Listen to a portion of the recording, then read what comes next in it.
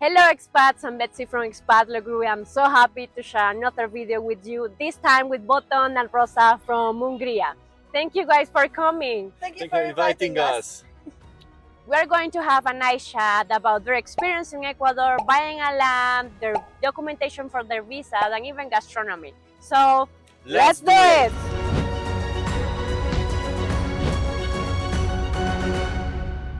I want to ask, the first thing is, you like Ecuador? How you found Ecuador?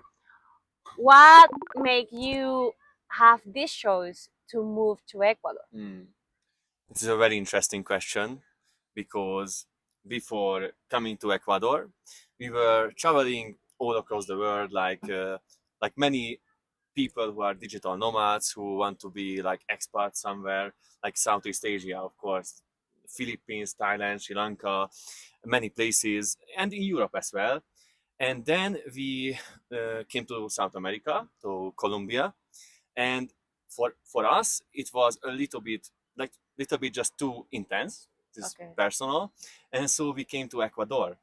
And it's funny because then we just traveled to the coast a little bit and to Amazonia, so we didn't even travel to the Andes, which is like one of the best parts. And then we basically traveled to like other places, but we every year we came back to Ecuador. Like we want to travel the world like for a few months here and there, but we always came back to Ecuador for multiple months. Then, and I always want, like we together always wanted to find a place to live with good weather, nice people. And when we traveled all across the world, it's completely personal, but I think the Ecuadorian people was the biggest thing for us. Of course, the weather is perfect, but in many places we felt like we are going to be always just tourists. Like when we are going, like just walking on the street, everybody's like, hey, hey, hey, like I am blonde and I have blue eyes and stuff. And in Asia, it was our experience. Like it was crazy. And in Ecuador, in Amazonia, like in the Andes, then we came back and visited like Cuenca, Quito, more places.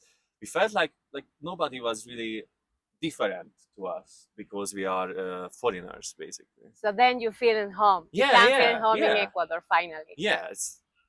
It's true. What's your opinion about the security here in Ecuador? Do you It's a big think thing. Yeah. like Ecuador have better circumstances than another part of the world, Oh. or you can make a comparison between Colombia Mm. and Ecuador? It's also an interesting question because I am reading all the news from Ecuador on El Universo, and international news is it's not that reliable, but um, and just based on our experiences, like we were white camping, so it is not like a very reasonable thing to do in South America. Like we just had a tent and we just put it up on the coast and stuff in Colombia, and yeah, so we had some issues, but from our experiences, like for us, Ecuador was many parts of Ecuador because on the coast we had some problems, and I think many people on the coast have problems now because of the security crisis, like in the last 4 or 5 years. So we had some problems, but here in the Andes and in Amazonia, we never had any issues basically, like less issues than back in a European country, like no issues. Like it's true. So the coast, on the coast we are more careful in Okay. Guayaquil, Manta, and even in other places. It is just our But it's still safe for you? It's still safe? You think like it's a good area, the coast, the Ecuadorian coast is a yeah good area for you still to travel around? yeah. We love, so it's not like for us it is not like insanely dangerous. Like we personally felt like on the Colombian coast that it's more dangerous. I don't know what are the statistics and stuff, but we spent there like 3 months, and for us it felt like it's more intense. We traveled to Montañita, like the Olon area, Okay. and even Manta was like we didn't have any bad experiences in Manta. So personally, it's important to tell. We would like to know their opinion since they moved to Ecuador and they are looking to buy a land. So is that an easy step to Mhm. take, and you can find reliable agents out Mhm. there that you can talk about suggestions for another people as you looking for land and to move to Ecuador? Yeah, it is a hard question, and I would start with that. I think, and we think, the most important part is like travel in Ecuador, because I have seen that many people are just travel to one place and then they just buy a land sometimes immediately. Don't do that. Like we were traveling to Ecuador for 4 years before even like thinking about buying something, and it was the good idea because even the part that we liked, the region, we lived in different places there, but even like 20 kilometers made a huge difference. And so we traveled to the coast, then the Andes, Amazonia, so everywhere, multiple towns and rural places. And then we found the perfect one that we felt home at, and we always wanted to go back there. And a very big advice, I think it saved us.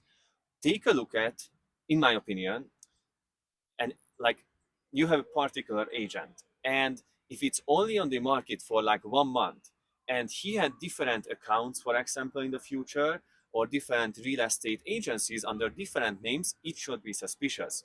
We had some issues for first when we wanted to buy a land. We didn't lose any money, so it was not a bad experience, but it is the truth that he disappeared completely, and his agency, and it was like the whole like building was closed, like disappeared, but we didn't lose money. But the problem was that that agency was like only for a month or two on the market, and so Okay. if and for the second time I was looking for an agency that was established, that I have seen locals buying land there, also like foreigners, and I asked around which was the most reliable in the area, like because and also he had a like a physical location as well, and I think it saved us. Okay, so what you recommend to our expats watching this video is they have to make sure it's a legal company Yeah. and they have a good reviews Yes. Yes. actually, and they have a good during the time they have a good quality service too. Yes. So be careful. Take your time to Hmm. find the Yes. person who can, and the company that can help you out to follow this process to obtain your land and give you the best advice on base to your needs. With that advice, now is the next step, the paperwork to buy the land. You think that was an easy stage to take, an easy path Hmm. to follow, many documents to bring up, or you need to bring something from your home country to buy the land, or you can make everything here? Since I know to buying a land here in Ecuador is an easy way to do it as a tourist.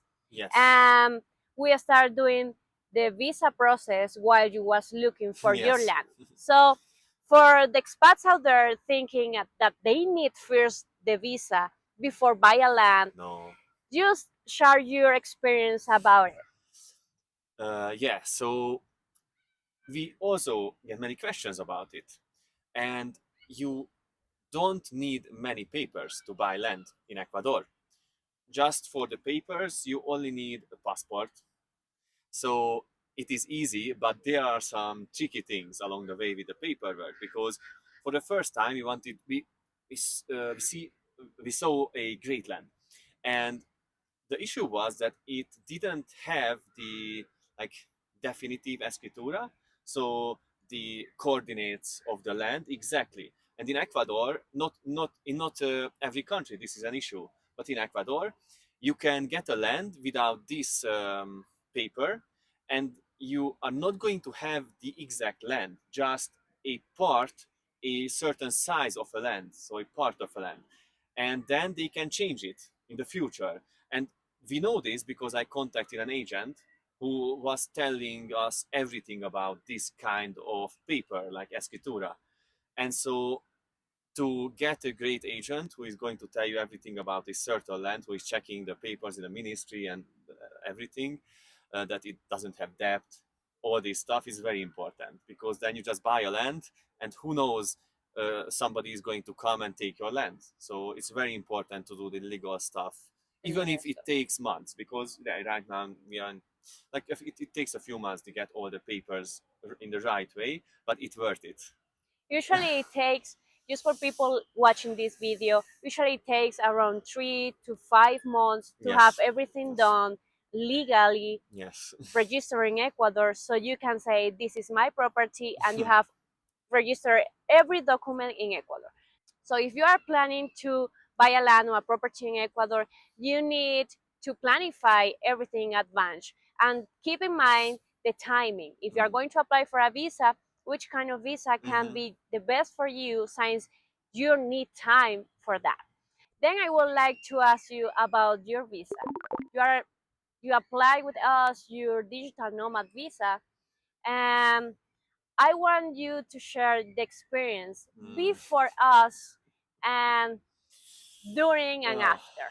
Since I know that you have a few problems getting the documentation and having a bad advice before. Yes. So I want your opinion about it. Yeah, I have some strong opinions about it. We both have. I'm translating Rosa's thoughts as well, because we started this whole process back in last March, and it ended up with the situation that we had to travel back to our home country, Hungary, which is far away from here, and it is expensive to get there. And so there are a couple of things. First, don't, like, I wanted to save money so bad on the visa agencies. Don't do that. It doesn't worth it. You are going to pay more on the airplane tickets, on the documents that you get over and over again, and like, we are not from the US or some country that is common, like, that are always coming to Ecuador. We are coming from Hungary, a small country that only a handful of people came to Ecuador from. And so the whole paperwork was a bit difficult for us. It took a few months, and we got a very bad advice back at home. For some reason, they thought that only the notarization of the documents is enough, and we came here happily that it is going to be great for us. We are going to have visa, and it was not the case, because the notarization is not enough. You have to have the apostille, and so none of our documents were valid, basically. So the first thing for people watching this video is you need to make sure that you are going to take the right process in your home country Yes, for the documentation. even before coming. Before coming, you need to evaluate every document before coming and have a legal advice, professional legal advice for obtaining these documents. Not all the countries make the apostille service. Many other countries just make the legalizations as well. So you need to find advice before coming to Ecuador. If not, you can be in troubles here and you need to come back to obtain your documentation. And that can make you spend more money and time and can delay all your plans here in Ecuador. So with that, once you obtain the whole documentation, the right documentation with apostilles, it was still an easy path to follow, or what was your experience before us? The issue was, uh, I I was the same way as with real estate agents. Like, I wrote to many of these companies, and everybody, like visa companies, and everybody was telling a different price, and which was interesting. Like, many of them told us different informations. So it means that not all the companies were completely up to date, and so it was a kind of suspicious. And also, like, on the internet, if you want to find information about the recent requirements, it is not as easy as you would think. Like, even now, I was reading everything, I was hearing from all the visa agencies. I thought I knew everything. It was not the case. And so when I found your agency, it was the first time that everything meshed. Like you told us the good information. You were not telling like, yeah, it is going to be all right if you just come with the papers without the legalization of the translation. Because other companies were they many times they wanted like a prepayment without seeing our documents, and it was for me kind of suspicious. And you told us like, first I am going to check if the documents are right in the ministry, and then we are going to start the process if they are right. And you found some errors in the translation, and the Yeah. other companies didn't found any errors, but there were like 10 errors in the translation. They didn't say anything, so we would have just started the process with them, and the ministry wouldn't like accept it. Thank you for sharing your experience with Right. us. I would like to explain exactly our process.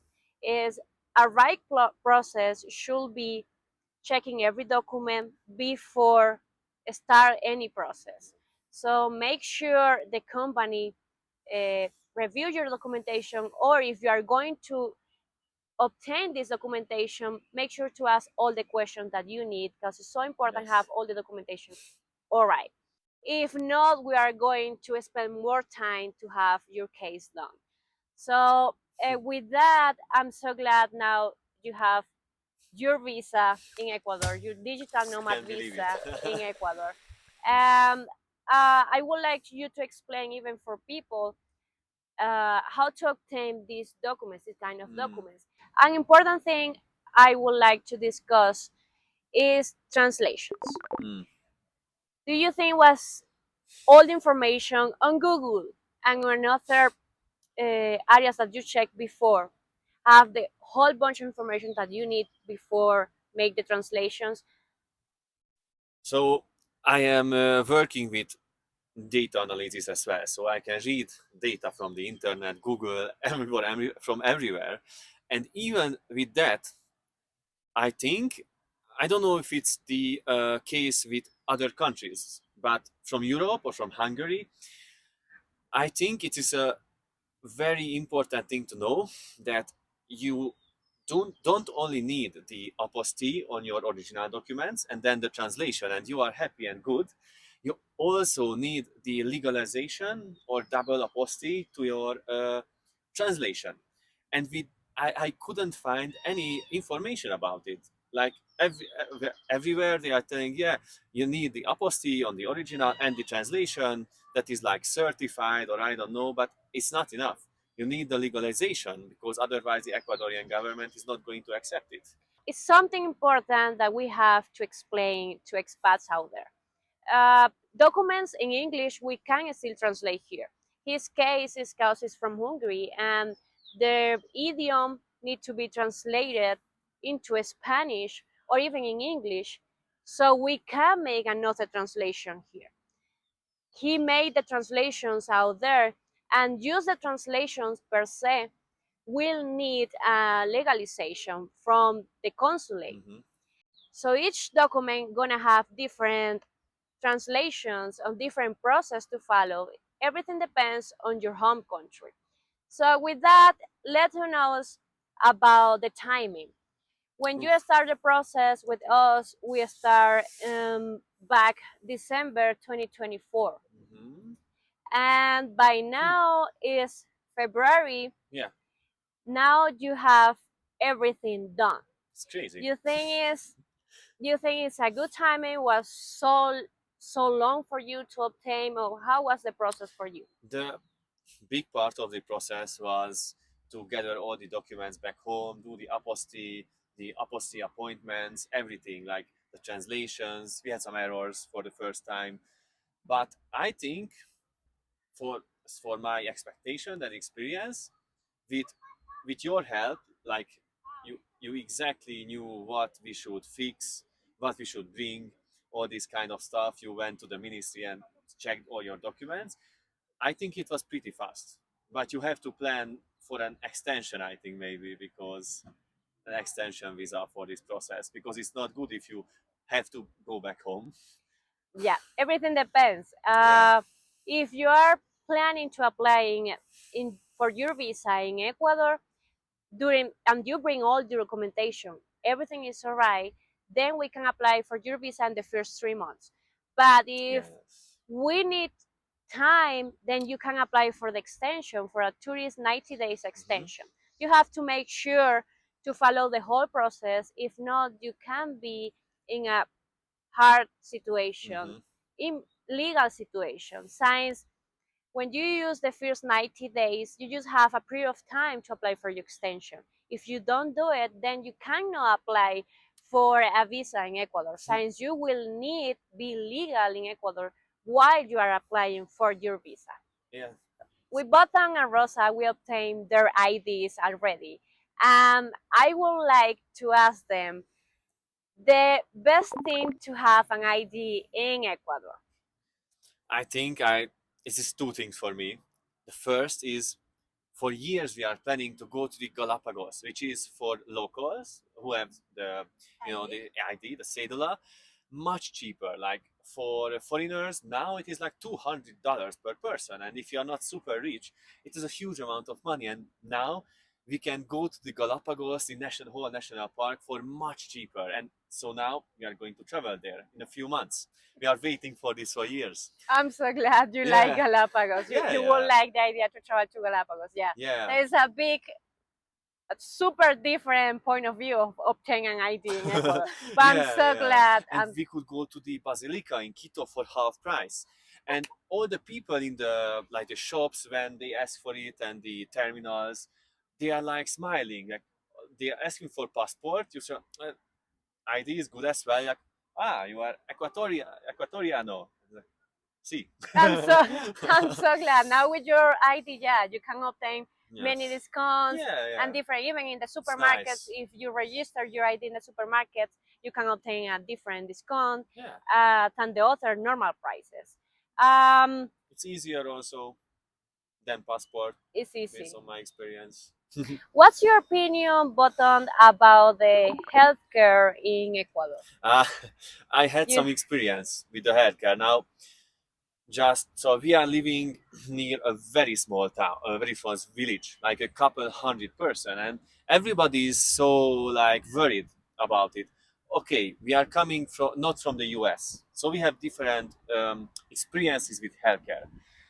So in Ecuador, for us, so far it is a great experience. I had a worm, like living inside me in my arm, and it was growing very big. It was extremely painful, like very painful. And I am usually not going to the doctor, so I'm not the usual person.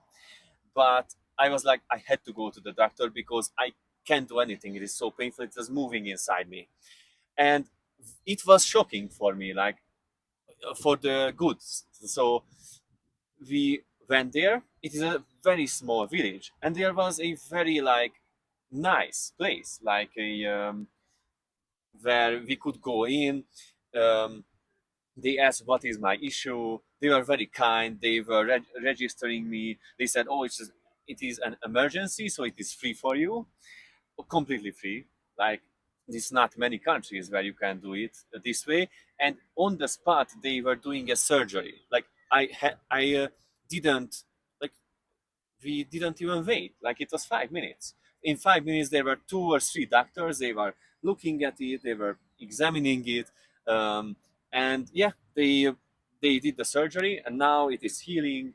They removed the worm, the parasite. They removed it completely. There were no complications, but they were very careful because they said they gave me free antibiotics paid by the government, which is in my country, I didn't have this experience. So it was a great experience, better than I expected, because we heard all kinds of stories. So because of the bacteria, you can get everything. So I had to do the antibiotics, and everything antibiotics. is great. So they were careful. They were not just letting me out with the cuts and the stuff. I'm so glad you Yeah, have a good experience yeah, in an emergency like that. yeah, So I want to explain for people out there about the healthcare in Ecuador. We have a public service in emergencies like that, and if you are not close to a private yeah. clinic or hospital, so you can use the public service So if they can cover the situation and they have everything to manage this situation, then they will do it for you. For But free? still for free. The emergencies, because I didn't know it, so maybe it's interesting for It's viewers. a the public Uh-huh. service is like that. When you Oh, have an emergency, you can still use the public service it's in great. Ecuador. For us, it is great. Like, Yeah, you still have like for applying visas, you need a health insurance, and you still have your private insurance in Ecuador, and you can use all over the country. It depends in which insurance you are signing up. So if you are close to a private clinic or hospital, you still can use the public healthcare in Ecuador, mhm, which is a great information to share with people in base your experience. yeah. So then I will ask to finish this interview asking you guys your favorite food from Ecuador. Ah, I think it is going to be tougher for me. Maybe, I don't know, because there are some foods in Ecuador that I like and they are kind of equal. Like for you, it is. Ceviche de camarón. But but I like almost all the foods here, which is not in the case in other countries where we traveled. Yeah. So food is really good here. Yeah, in Asia, you didn't really like the food. But here, yeah. For me, I think it is like the camarones apanados, like the Okay, fried shrimp, fried shrimp. deep fried shrimp, yeah. And I got to like encebollado as well, which is the famous soup Soup. of Ecuador, and also chaulafan, which is the Chinese cuisine of Ecuador.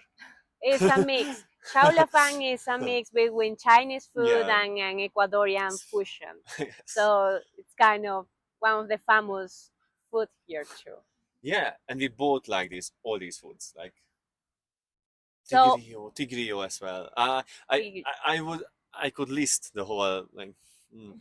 Botond can make a huge list about all the gastronomy of Ecuador. Yeah, But yeah, so yeah, I good. would like you to know that Ecuador is an Mm, amazing place to yes. move. The gastronomy, the culture, the people are so kind, it's super kind. And I'm so sure here in Ecuador you can find everywhere a different landscape and one of them can be yours. So if you want to do the big move to Ecuador, I invited you to check around, make a trip. If you are not so sure about it, make a trip. So thank you so much, Botong and Rosa, for this interview. I'm so glad you are in Ecuador now under the digital nomad visa and as a dependent digital nomad visa as his wife. I'm so glad you chose Ecuador as your place to live and the place that you want to grow together. I'm so glad to share with all of you this interview because it's super important to have interviews like that they can share their reality, they can share their experience in Ecuador, and thank you guys for sharing your experience with me today. If you want to share something before, Yeah, so She's the best. yeah, so Expat Law Group made our visa process so much easier, I think, because we genuinely had different experiences before, and we are, I think, both very glad that we found you thank because you we guys. we have our cedula now and temporary visa, which we can't really believe, but we have it, and we hope to work with you for the permanent visa. Of Yeah. course, it will be a pleasure. Thank you so much, guys, and bye bye out there. See you in another video.